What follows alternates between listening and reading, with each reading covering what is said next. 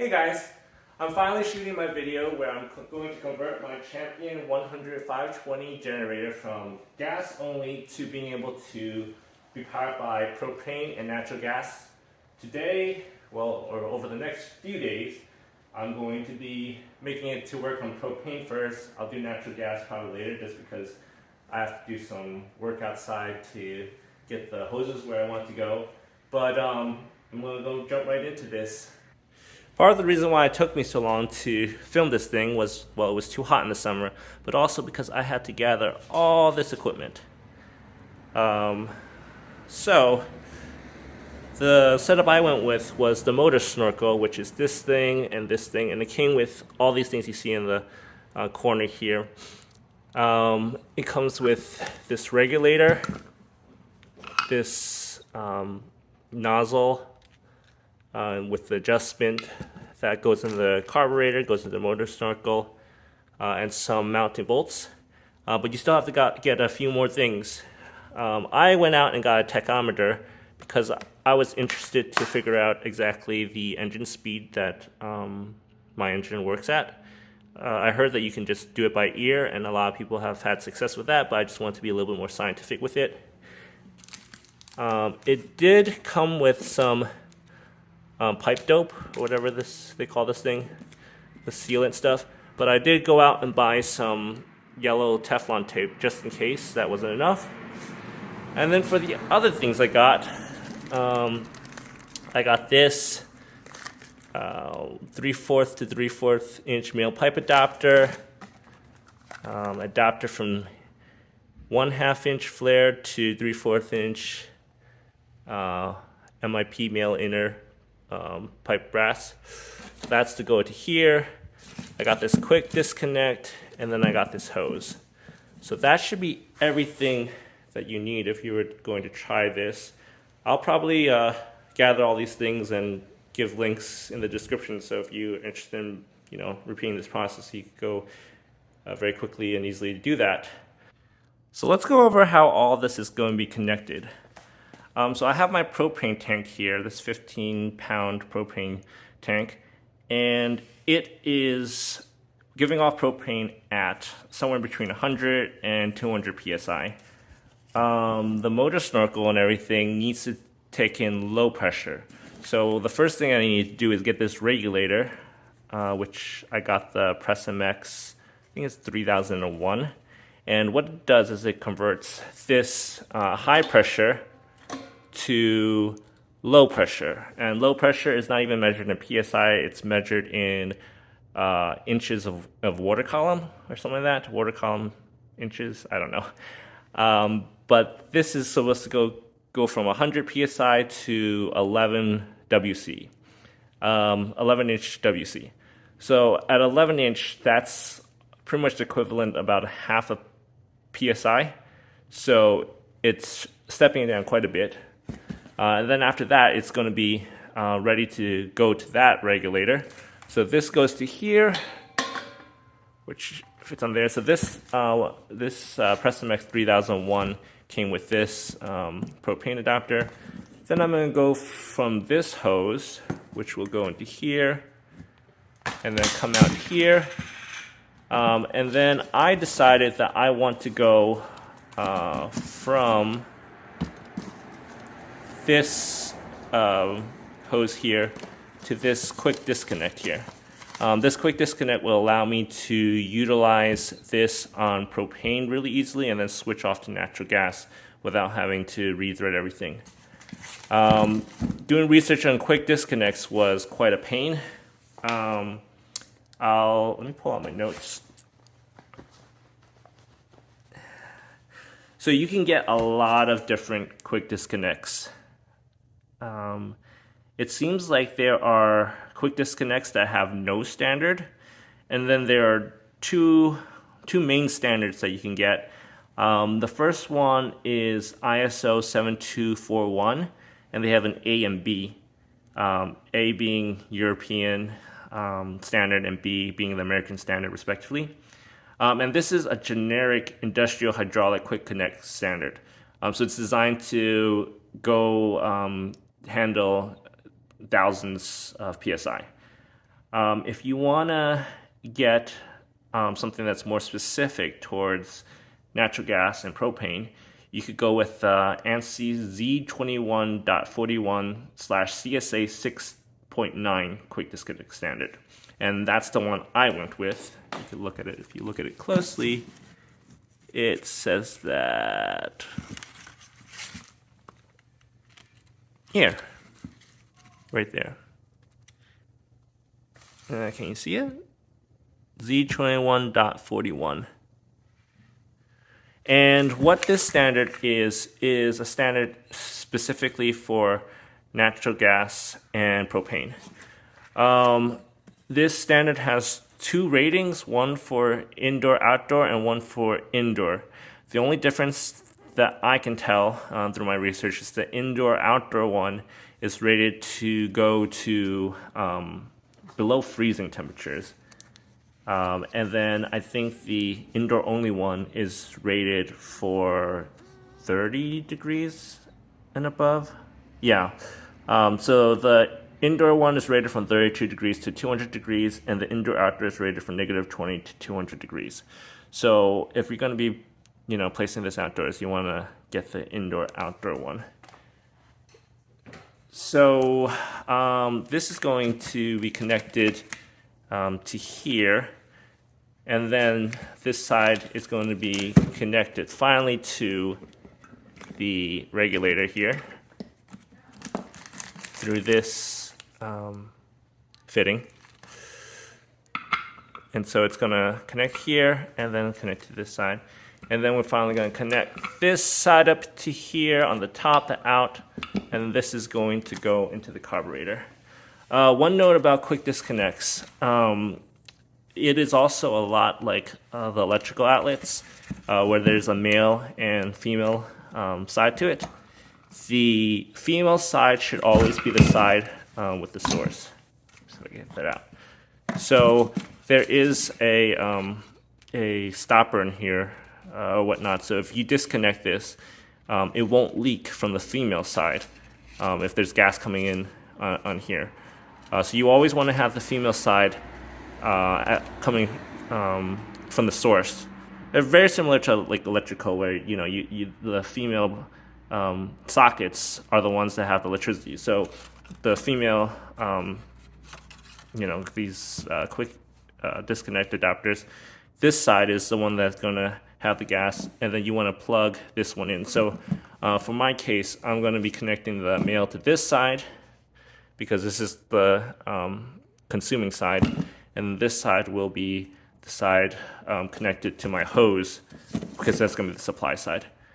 So as I said, with all these adapters here, it's going to allow me to quickly disconnect that. Just another thing to note, because I want to size this up to 3/4 inch, which is the size of this hole, which will be what I need for natural gas to get something this big. And just to let you know, the ones that are meet a standard, the ISO one or the ANSI ones, these are pretty expensive. I got this off of eBay. With this and this, it came out to like, I don't know, $70 or $80. So yeah, these things aren't cheap, especially when you get to this size. But I wanted to do this in a safe manner, so I went with standard. If you want to know, the one that I got is from MB Sturgis, the 3/4 inch quick disconnect coupling. So one warning I want to give if you're trying this for yourself is that if you have a brand new generator, the instructions say that you should run it for at least 2 hours. This is to ensure that the piston rings have seated completely from the factory and that the unit functions correctly before conversion. So my generator has definitely done that. I've had my generator for about a year or so now. So just make sure that if you're working on a new unit that you run your generator a little bit before doing this conversion. So the first thing I'm going to do is install the tachometer. What I want to do is get a baseline before I make any modifications and figure out what the engine runs at. So what you have to do with this tachometer is that you have to find the spark plug wire, which I found right here. And according to the instructions, you wrap it around with at least 5 cycles and you hold it with zip tie. So we'll do that right now. Here's my spark plug wire. We'll wrap it around 5 times and put a zip tie around it. Okay.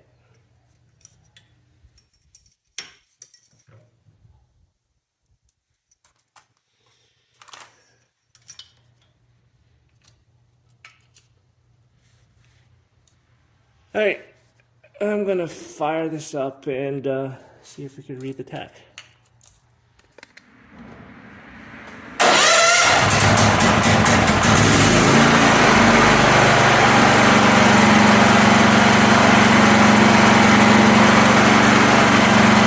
So with no load in eco mode, it looks like it's doing around 2,810, 2,820.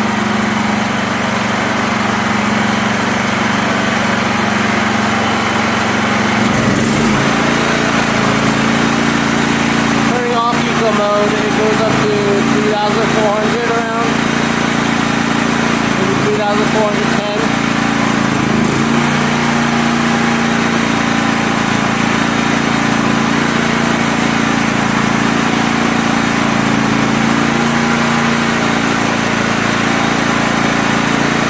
I'm going to add some load and see how that affects it.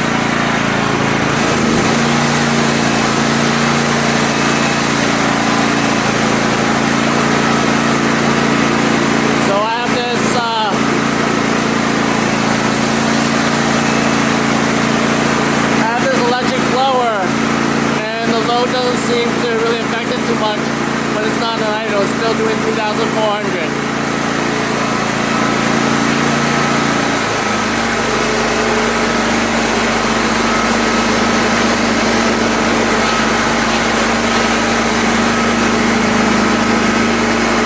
In eco mode, it boosts it up to 3,090.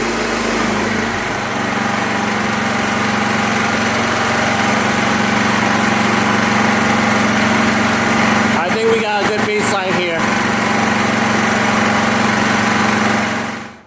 Alright, so let's start assembling everything. We'll start at the propane tank side.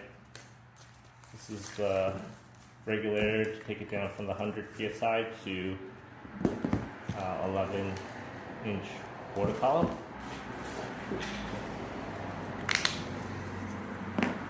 So instructions here say wrap at least 4 times. The minimal 4 wraps is required. So let's do that.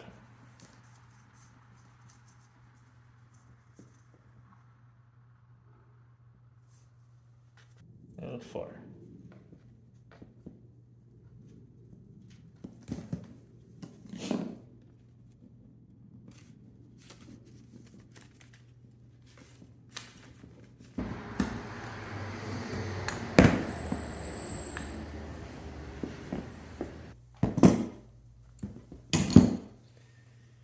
Alrighty, let's get this a quick disconnect now. So I am using the female side of it because this is going to be the source. It goes on this way.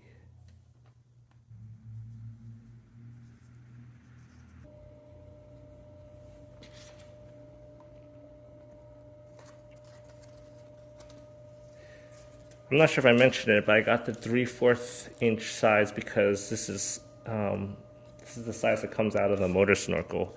The other reason why is that when I go to natural gas, this is probably the size I'll need if I want to do a run all the way from where I want to run it. I might have to go around 75 feet. And natural gas has a lower pressure, so less energy than propane. So I think natural gas is between like 4 and 6 water columns, 4 and 6 inch water column, while propane is 11 to 13 or something like that. And you need a bigger diameter to to get all that gas that you need to run the generator with. So having this will help me, so that I only have one adapter that could be compatible for both, or one quick disconnect coupling.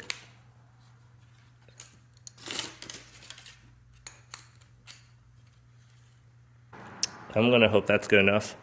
I will test this though before I use it, so we'll see if there's any leaks in it. So I guess, I don't know, let's try that out now.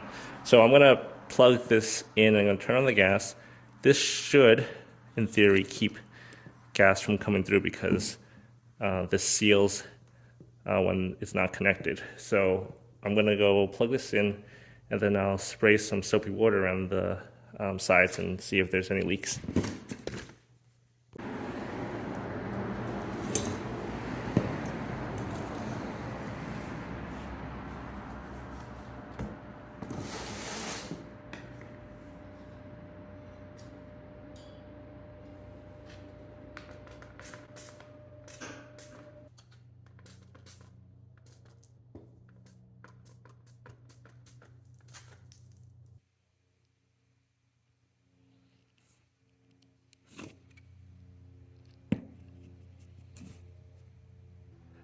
It's not bubbling. I don't hear any hissing gas, so I think we're good. I have these connectors ready. Let's go finish up on the Motor Snorkel side. Let's finish assembling everything else.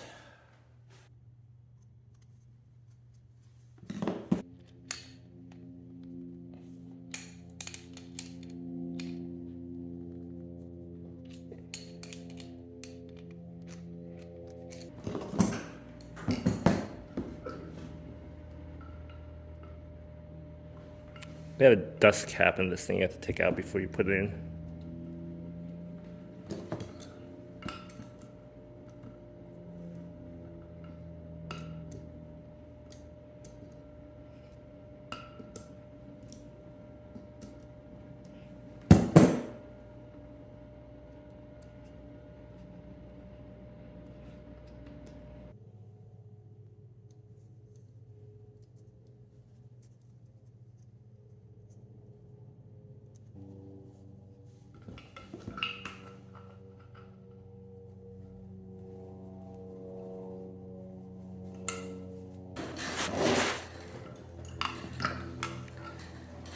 When you're done with it, you sort of want it facing this direction so that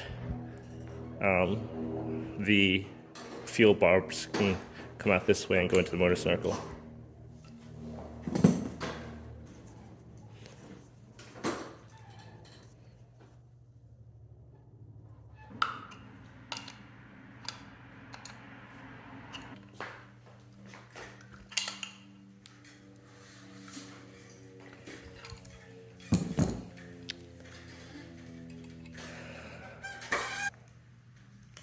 Look at that. I'm getting better at this.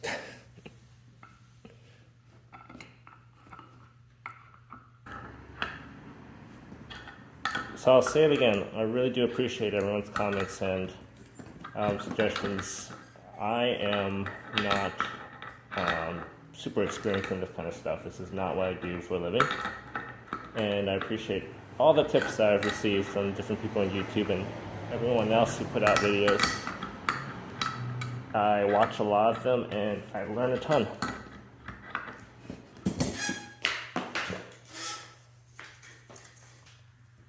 One,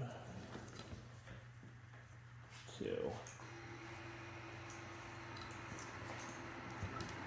three,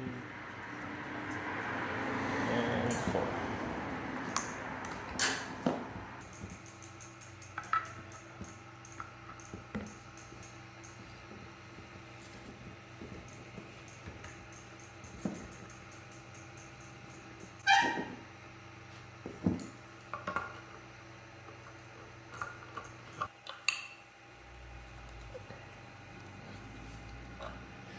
I'm probably going to crank this a little more when I attach it to the generator frame, but I think this is good for now. So here's the regulator assembly. I have the quick disconnect, the coupling, the regulator, and then the, what's it called again? The load block and the fuel outlet. So I think I'm gonna mount my thing right here. I saw another video. His name's Ozzy in Florida, who had the same generator and he played right here, and I thought it was a great spot. This is how it's gonna come through. There's the hose. And this side, the motor snorkel is gonna go be connected to over there, the carburetor. So that's how the connection's gonna be made. We'll put that together.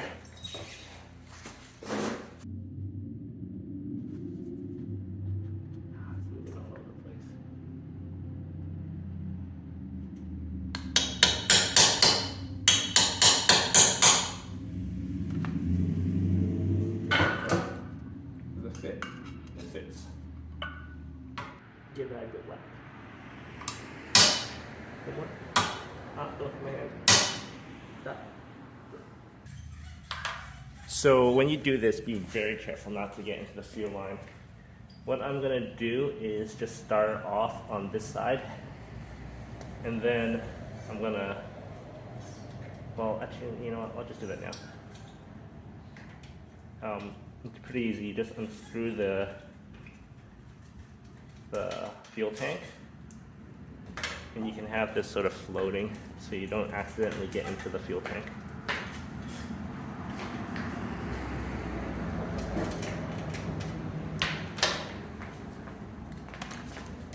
It just comes out like that. Pretty simple. I'll just stick something in there to keep it from going down.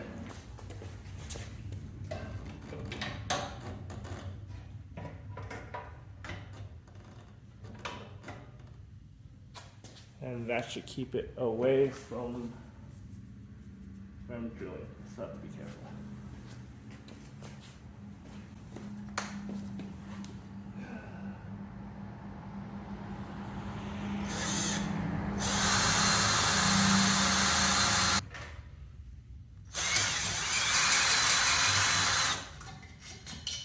So just in case he keeps going, I'm gonna stick this 7-1 painter's tool right here because it's not fully out of the way right now.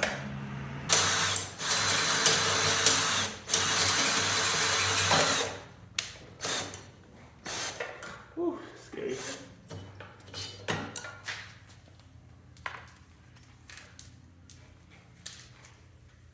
Alright, mission accomplished. I did not pierce the fuel tank.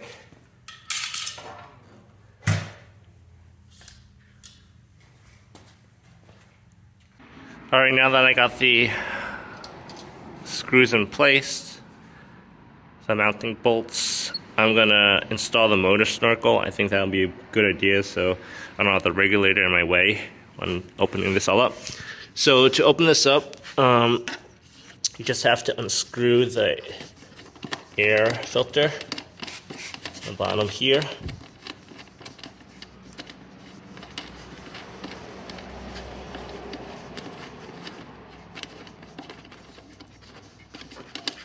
It's a pretty long screw.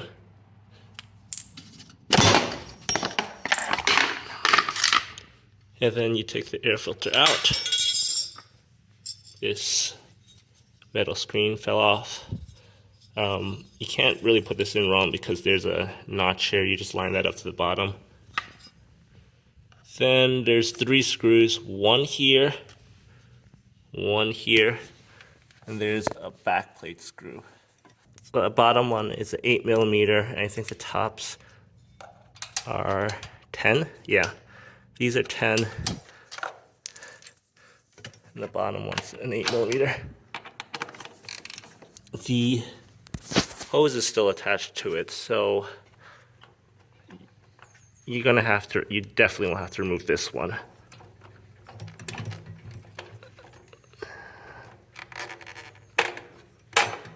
That happens like that. Then the fuel line is still attached here, but really this is all the space you need because you're just gonna have to work over here. This is the part where I'm not 100% sure. I'm not sure, are we supposed to just stick this in there or replace this thing? I'm guessing that this is the thing that's gonna be replaced. So I'm gonna take this gasket off. And I'm gonna stick the Motor Snorkel into there like this. Cause I can't imagine you want the gasket and this thing. I think that would be too much. Be too much of a gap. So you want there like that. According to the instructions, you want to make sure that the choke is able to open and close. So I'm going to test that a little. Alrighty, got you on a tripod. So I am slightly concerned. I don't know if you can see that there, but when I engage the choke, first thing, it won't close all the way. So I'm maybe getting 3/4 choke. And I know it's supposed to get crushed there, but it seems to be blocking. Just for comparison, that's with the Motor Snorkel on. Take this guy off. Engage the choke. See, it closes all the way. I guess it does have that hole here, so it's still letting some in, so maybe 3/4 is gonna be okay. I don't know. Guess I'll just try it out. But it should be noted that I'm not gonna be able to get this choke fully closed with the Motor Snorkel in there. That's about as much as it'll go. Still that gap on this side. I'm gonna go close this up and button it up, and let's see how that works.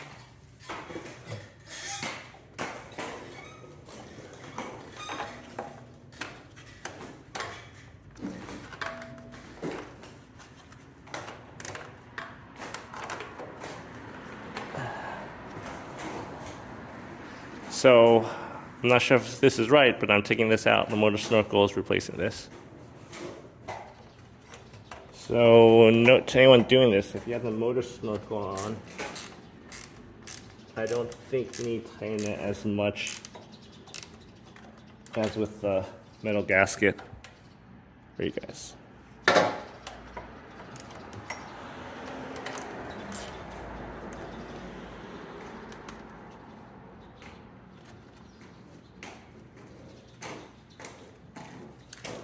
All right, hopefully that's gonna be good enough.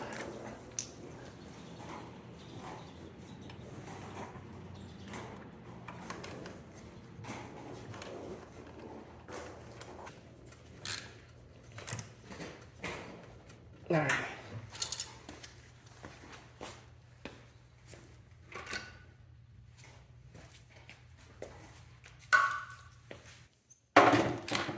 So to replace the air filter, you just line up this notch on that side. Goes in right here. Line up the 2 holes.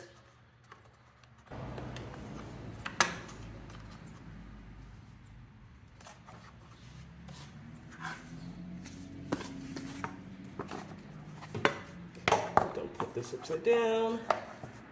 Line up the top. Screw it back in.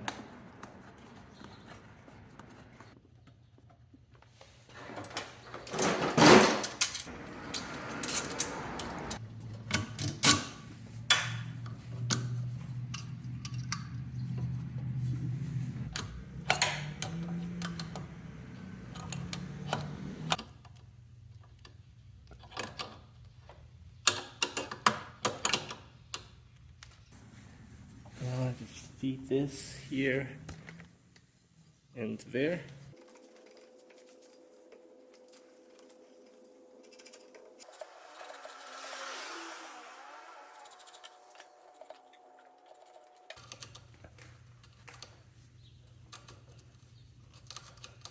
Yeah, that's not coming off. All right. Got it all those barbs.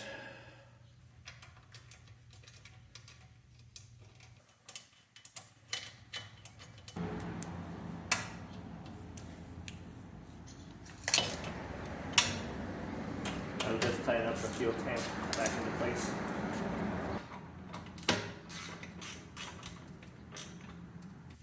So for this block, they say full in, then 5 turns for propane, and 2 or 3 turns for natural gas. Each engine will vary a turn or 2 based off size. 1, 2, 3, 4, 5. And here's the locking nut.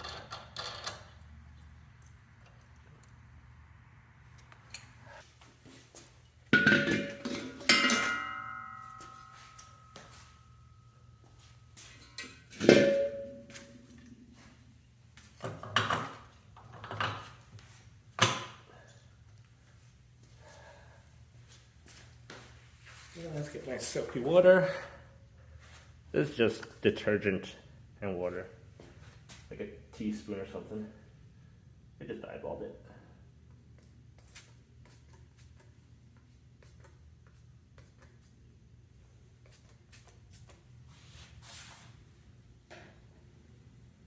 Alrighty, here goes nothing.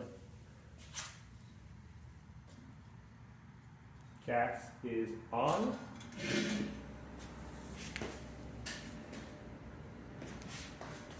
Verifying that this is lock position. There's a primer button back here. I'm gonna press it 3 times.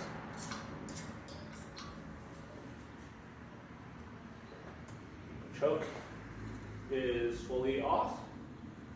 Here goes nothing.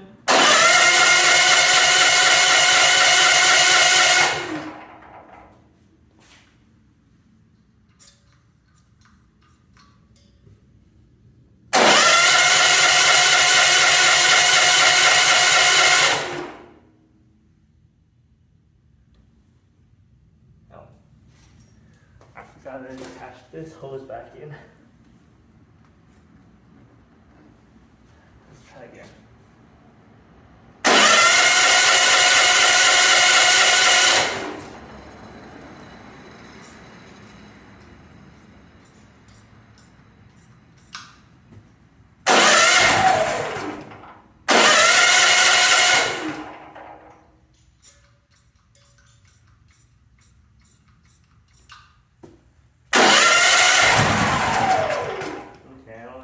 Gas.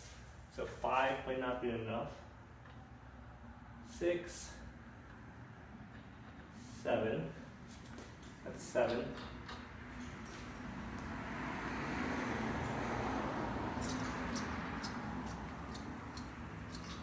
I pushed that 7 times.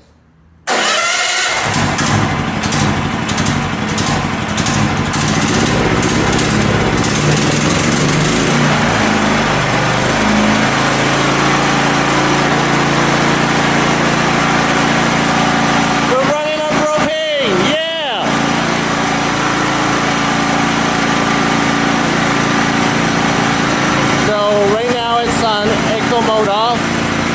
We're getting a good 3,400 RPMs. I guess the setting that worked for me was around 7 turns.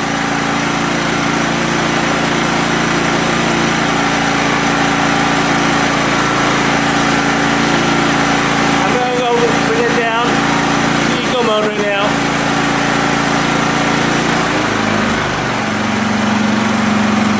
And this is eco mode. We're running on propane, it's working. 2,800 RPMs. And I'm going to shut the propane from the source here and let it die out.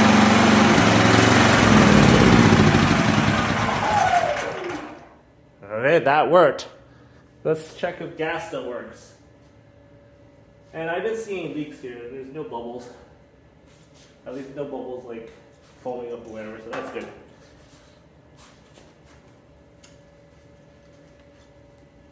Let's make sure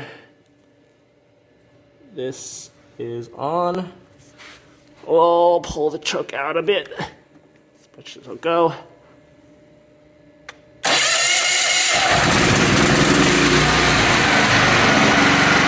now it's running gas. So there you have it. We have both gas and propane working. So there you have it. Here's the full Motor Snorkel install on the Champion 100 520. I'll recap everything. We have the Motor Snorkel installed right on the carburetor, between the air filter and the carburetor. Comes into here, goes in this fuel inlet port. This first regulator is what controls what actually goes into the engine. And then we have a quick disconnect. This is 3/4 inch. Goes to my propane tank. And this converter, this regulator that goes from 100 psi to 11-inch water column. And that's the setup. We saw it works great both on propane and gasoline. I am looking forward to installing it on natural gas sometime. I will also probably be shooting videos demonstrating whether it works or not with my 4-ton AC unit. I'm actually very curious to see if propane or natural gas will have less power and will die on trying to run my 4-ton AC unit. I know when I have it run on gasoline, it barely is able to start. So like you can hear the generator go like dropping RPMs or something like that. So it's going to be a challenge, and I'm going to be interested to see if that works. But this video is already long enough. I hope you guys enjoyed it. Thank you so much for your support. Thank you guys for subscribing, even though I never asked.